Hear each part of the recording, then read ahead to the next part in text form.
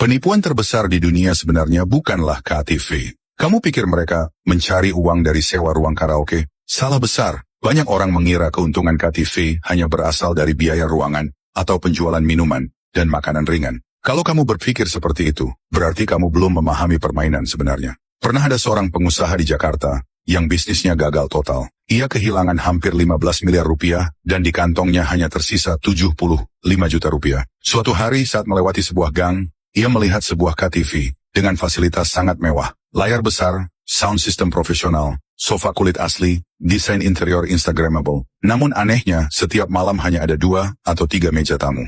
Ia langsung masuk dan berkata kepada pemilik KTV yang terlihat putus asa, "Kalau kamu terus kelola seperti ini, hanya buang waktu. Serahkan operasionalnya kepada saya.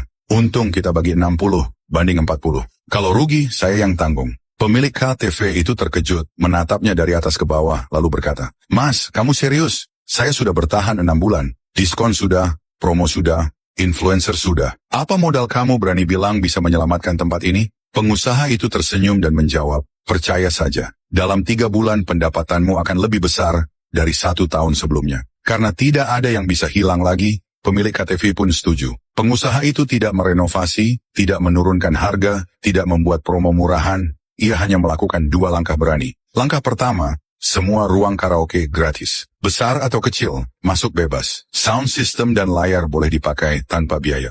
Langkah kedua, meluncurkan kartu partner KTV seharga Rp450.000. Manfaatnya, karaoke gratis selama 1 tahun, paket minuman dan makanan senilai Rp250.000, gratis dekorasi ulang tahun 1 kali, mengajak 1 orang dapat cashback Rp150.000, mengajak 3 orang balik modal, mengajak lebih banyak sama dengan untung bersih, partner yang membawa teman mendapat 20% komisi konsumsi.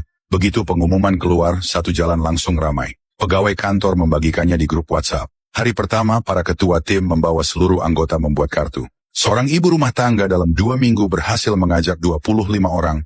Hanya dari cashback ia mendapat lebih dari 3 juta rupiah. Belum termasuk karaoke gratis dan dekorasi ulang tahun. Mahasiswa datang membuat konten TikTok. Pegawai kantoran karaoke sampai pagi, bahkan orang tua ikut bernyanyi lagu nostalgia. Hanya dalam 10 hari, antrean sudah mengular di depan KTV. Pendapatan dari kartu partner mencapai 13 miliar rupiah. Ia lalu membawa daftar partner tersebut untuk bekerja sama dengan restoran hotpot, BBQ, dan kafe sekitar. "Pelanggan saya adalah pelanggan aktif. Kamu diskon 30%, saya ambil 25%. Para pemilik restoran berebut tanda tangan kontrak. Dalam waktu 3 bulan, KTV yang hampir bangkrut itu mencapai omzet 450 miliar rupiah per bulan. Pemilik KTV gemetar sambil melihat laporan keuangan. Cara berpikir orang yang paham strategi memang berbeda.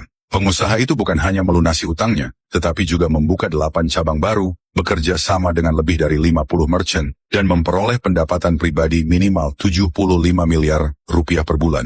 Ketika ditanya bagaimana bisa membalik keadaan, ia menjawab sambil tersenyum. Orang biasa hanya menjual ruangan. Orang yang paham strategi menjual ruang sosial, menjual arus manusia, dan menjual jaringan relasi. Tempat yang terlihat mati bagi orang lain, bagi saya justru tambang emas. Pelajaran lama selalu benar, melepaskan keuntungan kecil adalah syarat untuk memenangkan permainan besar. Strategi sejati adalah gratis untuk menarik arus, arus untuk mendapatkan sumber daya untuk menghasilkan uang besar. Di dunia ini, yang paling berharga bukan uang, bukan kekuasaan, tetapi cara berpikir. Di masyarakat ini, rajin saja tidak pernah cukup. Anda bisa bekerja 10 tahun, namun tetap berada di tempat yang sama. Sementara orang lain, cukup melangkah 1 langkah cerdas, dan sudah meninggalkan Anda seumur hidup. Perbedaannya bukan pada tenaga, melainkan pada cara berpikir dan strategi.